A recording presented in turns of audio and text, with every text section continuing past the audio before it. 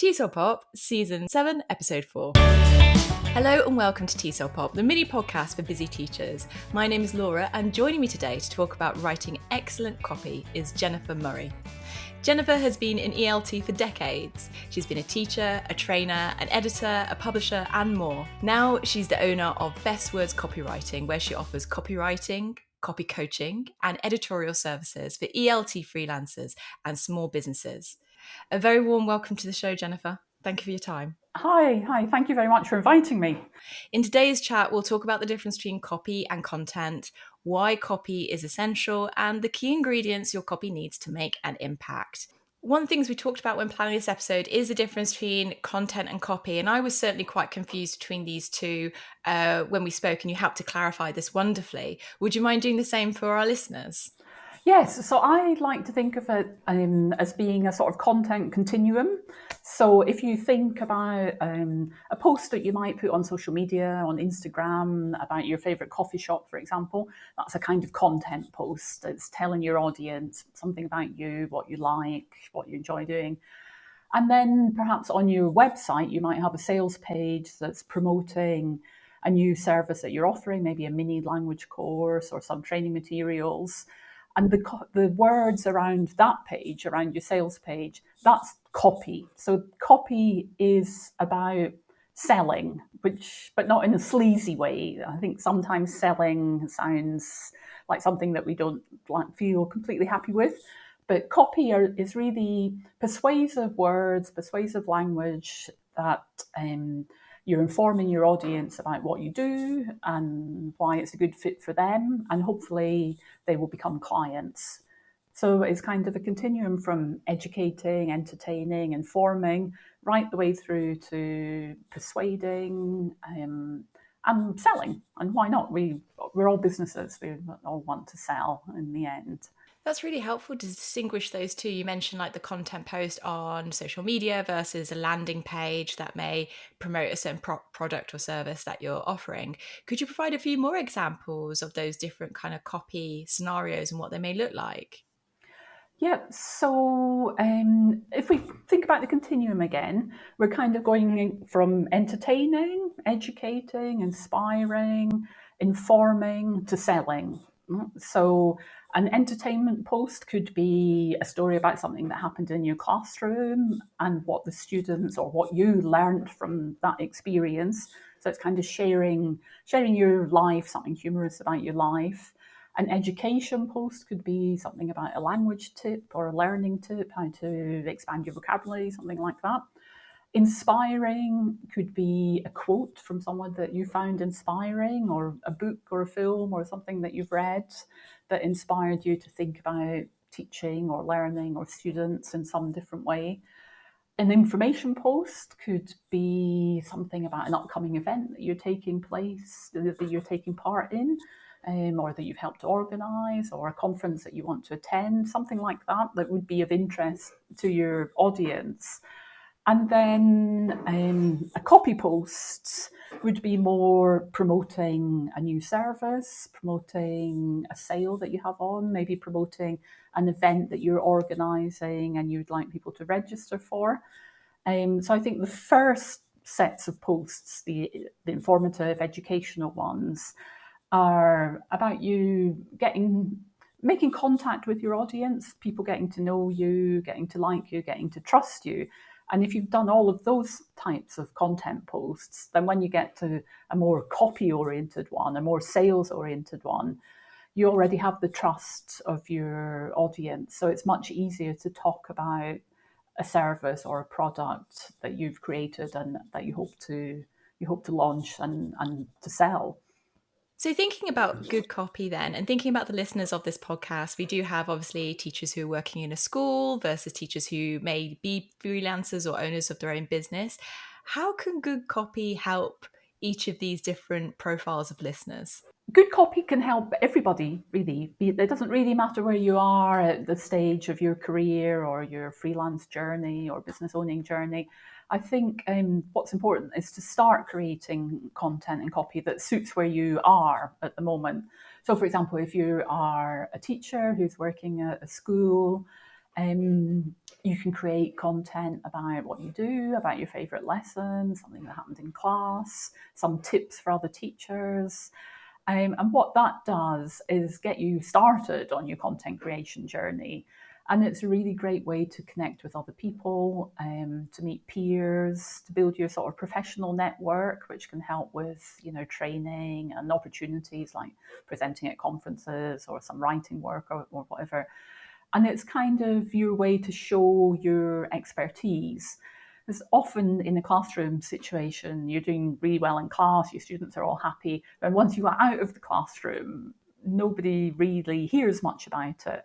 So I think even if you're working, just starting off teaching, you still have a lot to share with your network, with peers, and that will slowly start to build up an audience for the future as well. If you are a freelancer or seriously considering to starting off as a freelancer, then creating content is essential, because it's what gets you out there and gets you building an audience of people who could eventually become clients. Content about your work, your struggles, your solutions that you found, tips about becoming freelance. Just sharing that journey is a great way to build an audience of other freelancers, but also sharing that journey is a great way to build your audience as well. And then, of course, if you're at a business owner stage of your journey, then creating content is your advertising, is your window to the world. That's where people can see what you do, they can get to know you, and they get to know your offer, they know how to contact you. So for everybody, creating good content is a great way for people to get to know you, get to like you, get to trust you. And then the selling part, the copy part that we talked about before, is much easier because people already know you. I think it's a great way to build an audience, like we said, to widen your network, but it's a great way to become known for something as well. I mean, if you look at people within our ELT community who are quite successful on social media, they've become known as someone who creates crafting material for children, for example, someone who supports organisations with policies for diversity and inclusion, someone who's a sustainability expert. So it doesn't have to be just speaking about your lessons. It's about what you do, what you believe, your values, and all of those things make you a more rounded person that people get to know, like, and trust, and they get to know for something that you're an expert in. Okay, so we've talked about the difference between copy and content and how it can help people. Could you give us the key ingredients we need to write excellent copy? There's two things to think about. First of all, before you get started, and then once you started. So let's look at the things to consider before you start posting or before you start creating copy. I think you have to be very clear about what do you want to do? What is each post going to do? Is it one of those entertainment posts that we said before? Is it an inspiring quote? Is it something factual that's giving information? So be really clear about what each post is for. And the second, but almost the most important thing, is to be really clear who you're speaking to. So I think, in this context, when we're talking about creating content and copy to help your business, you're speaking to an ideal customer. So you have to be really clear about who your ideal customer is.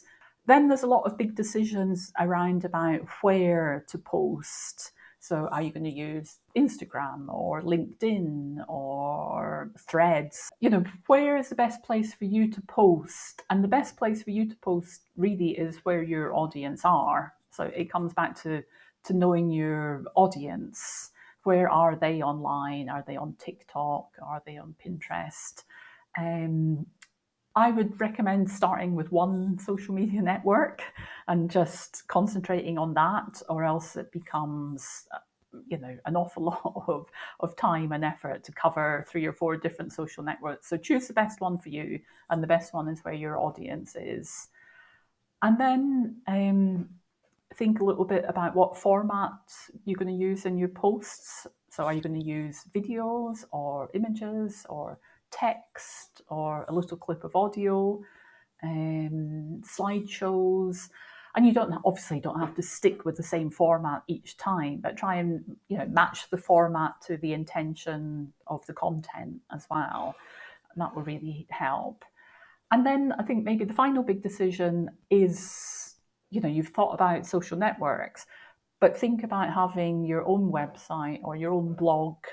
And I would really recommend that as a place to get started, because it's, your own website or your own blog is an area that you control. It belongs to you. You're not going to be shut down overnight in the same way that could happen with a Facebook account or something like that. And also, although it might take more time to create content for a blog, once you've created it, you can repurpose it and use it in lots of different ways to create smaller bits of content. So once you've done all of those things, you're ready to start creating the content. And what I would say here is really important is, again, that clarity. What are you posting about in terms of your offer? So you're posting about a 3-month language course where you have online lessons and additional homework tasks, things like that. So what does that really mean to your reader, to your audience? What are the benefits of that? So you have to really explain to the reader what's in it for them. What are they going to get out of the experience? So they're going to have one-to-one classes with you online. They'll have recycling, consolidation of new language, things like that. Make it really clear why this is, an attractive offer for them, how it's going to benefit them, and how it's going to improve their life, improve their language learning skills. And then you have to be clear about you. Why are you the best person to offer this service? What's your special superpower, your ELT superpower? So are you an expert in pronunciation or an experienced medical English teacher? What makes you the person that's going to help your audience more than the next person? Finally, you need to be really clear about what you want the reader to do. So they've read this wonderful post about your new language course. They're really interested in finding out more or even registering for a level test or whatever. What do you want them to do next? So should they comment on the post? Should they email you? Can they call you? Do they have to take a test? Can they make a calendar booking? Be really clear of the one thing that you want them to do. So clarity about your offer, clarity about your ELT superpower, clarity about the next stage. And then I think just 2 more clarity things, not being too jargon heavy. So think about your reader. Will readers understand blended learning or intensive courses or asynchronous learning, those kind of jargon words that we use? And last, key ingredient is to be consistent. So being consistent doesn't mean posting or creating content or updating your website every day. It just means doing it regularly. So if you decide that for you it's you can commit to posting twice a week on Instagram, that's fine. People will tell you all sorts of things about the algorithm and that you must do this and you should do that. But decide for yourself what you can commit to and stick at it. These are really brilliant points, Jennifer. Thank you so much for sharing your insights and expertise on copy. I feel really inspired to go away and start thinking about the type of copy I'm writing and being a bit more strategic about my planning as well. Yes, well, good. I look forward to reading it. No pressure, hey? No pressure. To find out more about Jennifer's work, then please go to her website, bestwordscopywriting.com, or find her on LinkedIn. That's Jennifer Murray. And of course, as always, I've included those links in the show notes for you to access easily.